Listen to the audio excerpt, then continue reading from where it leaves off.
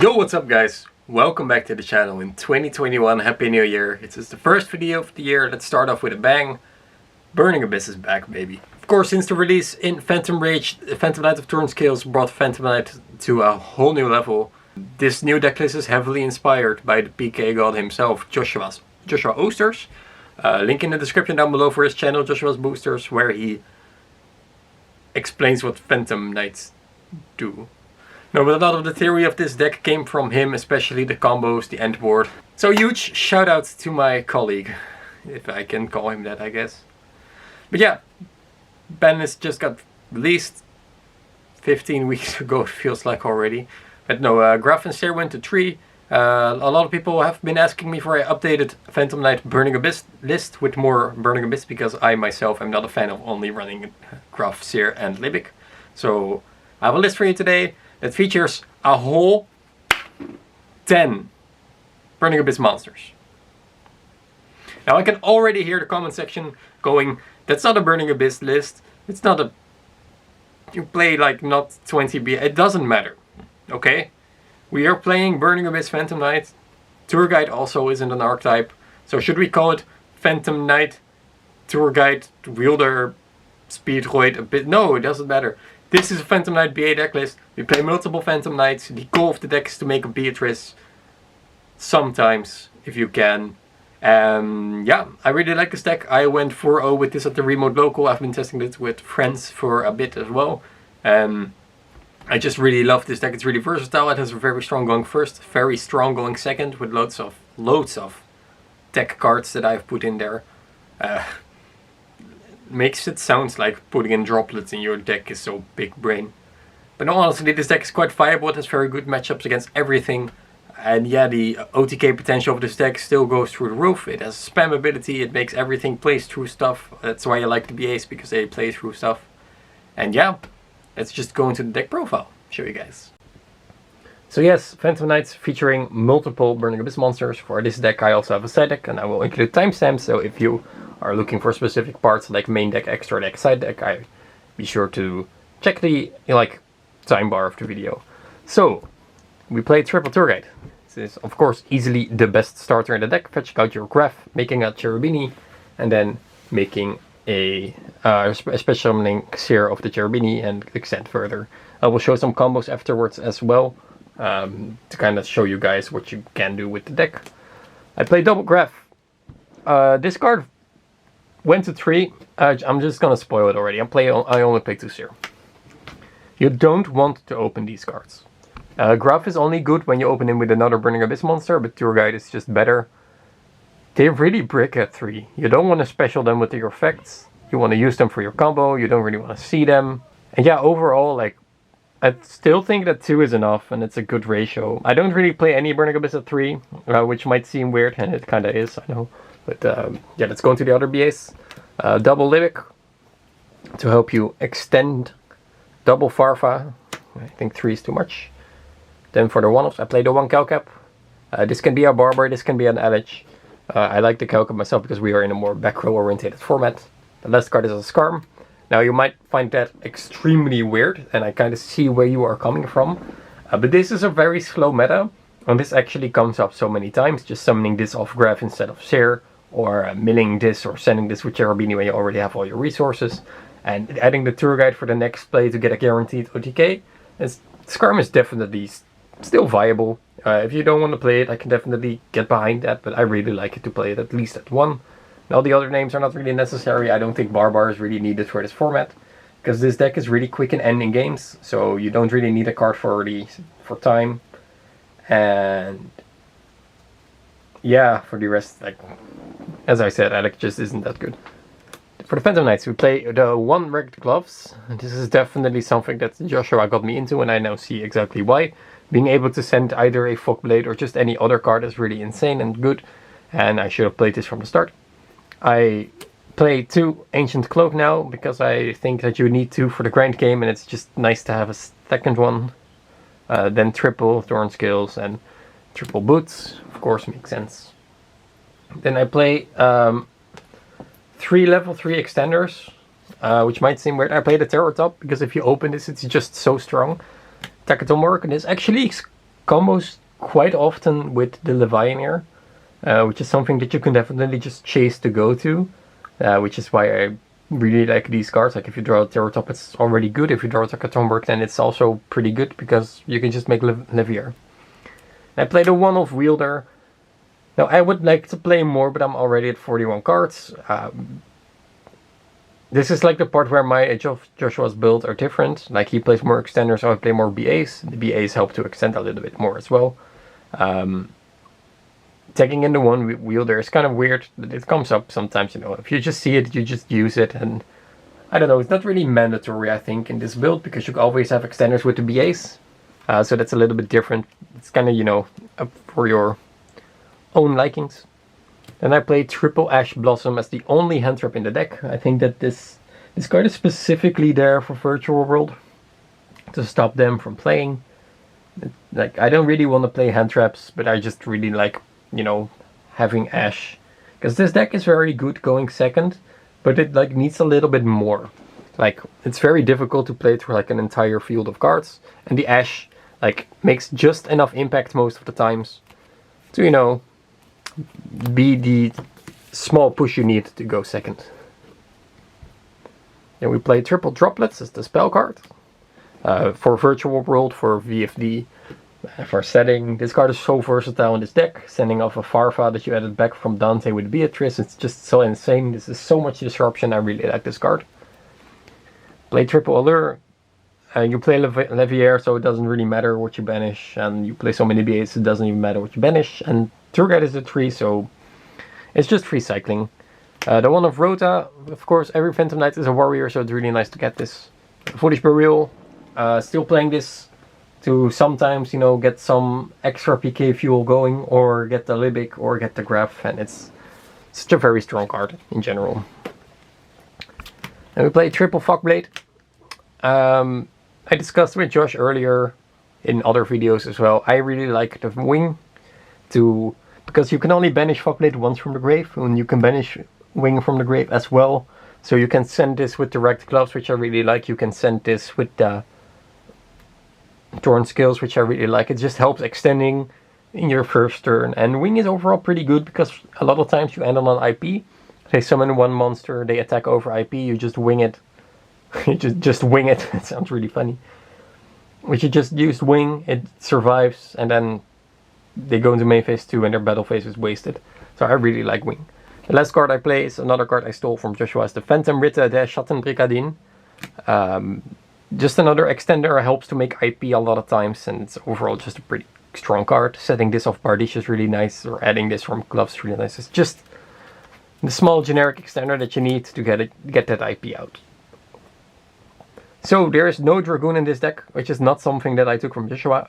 It's perfectly fine to play Dragoon, although I am playing a more Burning Abyss orientated build, and I make Dante quite a lot, so I don't want to mill the Dragoon, which is kind of that philosophy. It's just why I don't play Dragoon, because I still make Dante. So for the extra deck, I play one Dante, only one, and I know that's kind of weird, not two Dante, but you only really need one. You only need to make the Beatrice once, or you can just revive it with Seer. So one is fine. I played the double Breaksword. 2 is definitely needed. You need one for your turn 1 combo, and then you need the second one for your turn 2 or to play through your opponent's field. Levier comes up so many times, just helps you extend, makes IP possible, and just a very strong card. And the Evil Arm Nightmare for the turn 1 combo that Joshua taught me. Then I play one Redoer, because it came up so many times that I make the second Breaksword and then like a Burrow Sword wasn't good or something. So I played a Redoer, which seems kind of weird, but this is like one of the few Dark XYZs that like do something like normal. Like not very niche or reactive. So I really like the Redoer. This card came in clutch like so many times. It's a very strong monster. Together with Gloves, he's 3,400, which is quite insane already. And his effect is pretty okay, comes back every turn. It's an overall pretty solid card. This is like your only real flex spot, but I really like to play it. And then of course the Beatrice to end off the XYZs. We play one Cherubni, one IP Masquerena, one Caballero de Pesadilla Phoenix, Then we play one Nightmare Unicorn as the reactive card with the IP. Then the one of Rusty Bardish, of course. Then we play Apollosa. I myself like to play really recklessly and into Nibiru. This deck kind of really dies to Nibiru. But you can make Apollosa before you do anything else, but I just don't like that. And the Boral Sword for the OTKs. This is definitely a deck that needs a sword. And one of my favorite cards in the deck is Zeroboros. And this card is very, very strong. If you can a lot of times end on Beatrice, IP, Nightmare, and Bardish. It's not really that hard to do. But this card really adds something else, because you can use your Beatrice and your IP together to create a game state where you summon Zeroboros with the IP, and then with the card you send with Beatrice, you summon another monster to a pointer of Bardish, and then everything gets banished, which is super insane. Also, together with the Phantom Knight traps in the graveyard, it is very insane. You can always trigger this card and people never see it coming. And for example, against Virtual World, when they have like 2 monsters and their spell card, or 2 monsters and their trap card, and you make this, you really blow them out. Against Elptic, it's very strong. This card has won me so many games, it's insane. This is definitely one of my go-to plays, and it just helps so much. No one expects it, they always play into it. And it's just so funny to like Zeroboros their entire field. For the side deck that I played on the local, this is just like a skeleton build. You can play anything really. I played a one of order to stop spell decks, because there are a lot of spell decks right now. Virtual World, for example, uses quite a lot of spells, more than they'd like to admit. One of this because you can easily OTK, some more back row removal. I played the Twin Twisters, which might not be the best for Virtual World, but I just, assumed that I will win the game after I Twin Twistered them. And I played the Drone Lockbird for the Dryatron? I honestly still don't know. Deck. Then I chose the side deck Alpha because it seemed like a really good idea. And in theory it still is. It, you just summon this, bounce one, make Cherubini, summon this again because Cherubini isn't that strong. Just another beater, which is really nice. I didn't really use it this tournament because I didn't go like against very strong first decks, but it's still like good theory. And I played the Lancia as well. because this is so wide, it seems like I'm playing 16. But I played this because there were a lot of Eldritch players and Invoke players that were local, so yeah. Still a very strong card, also against Virtual World. So, to kind of see where this deck goes, I'll just grab a quick test hand. For more deliberate combos, be sure to check out Joshua's channel. My build is like slightly different because I use a Dante. His build ends on the Dragoon, which is maybe better, but I just don't like Dragoon. It's like all personal preference. There are like 1,000 ways to play a deck like this. And I'm gonna brick 100% now. Final cut. Let's go. We won the die roll, we always do. We will always open the tour guide since it is at 3. Torn Skills, Tomborg, Boots, Allure. Alright, let's start off with the Allure to try and get some tour guide action going. No tour guide action going, but this is pretty decent if I say so myself. Because again, the whole idea of the deck is to make a Cherubini. So we can just do that, Torn Skills, any extender makes 2. Use the effect of Torn Skills.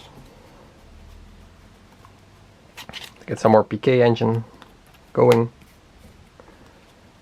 Get another Silent Boots. This may seem like a little bit redundant, but I need a PK in the graveyard to be banished to trigger Torn Skills, and I need to get one more extender out at least. So we will use these to make Cherubini. And with the effect of Cherubini, we will send Graf. With the effect of Graf, we will special summon a Seer. Cut the deck. Overlay these two for the Dante. So the thing is, this Silent Boots will never hit the grave this turn, which is why it's so nice that we have another one in grave. We will use the effect of Dante to mill 3 cards. These are quite, not relevant. It's always nice to mill a PK trap. That's what you are basically looking for. With the effect of Seer, we'll summon back the Graf. Which might seem a little bit useless, but it really helps out. So there are quite a lot of, you know, lines of play that you can do here. Now that I am thinking about it, I am really thinking, what should I do? Because we really want to make like a break sword together with the thing, and we are pretty able to do that actually. So yeah, let's use the effect of boots to get back the Shade Brigade. This will trigger the effect of the Torn Skills overlay for a Levier. Summon this right over here so you don't really have too much problems. Use the Levianeer. Let's get back another PK. For this I will use the Cloak because we have boots under the Dante. Then we can special summon the Taketomborg. Link these two away for a Bardish. We use the effect of Bardish. Send any random card. What I like to do is just get out all my Torn Skills out of my deck, since we already have everything in the grave. But since we don't have Erect Gloves right here, and that basically counts as any, we can just send Direct Gloves right here, which comes up in the combo later as well. Set a Fogblade. We will set this card. Then we will banish Wing. Summon back a Cloak. If you really want to, you can use the effect of Cloak to boost Bardish to make him stronger, which is quite nice. Then we have room for the trap, so we will activate the trap card. Then we will use these two to make Ip, to get some nice setup for the next turn. Then Beatrice is a light, so it's really important to do this ahead.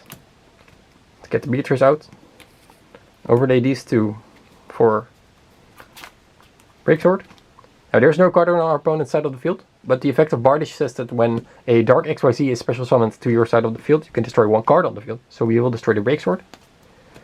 Because we managed our resources well, we have plenty PKs in our graveyard for the next turn, for this turn, so we will just summon back the Gloves and the Cloak.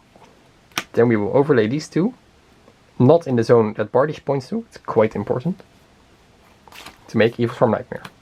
And if I am correct, he will get 1000 attack now. Not defense, that's sad. So what do we have right now?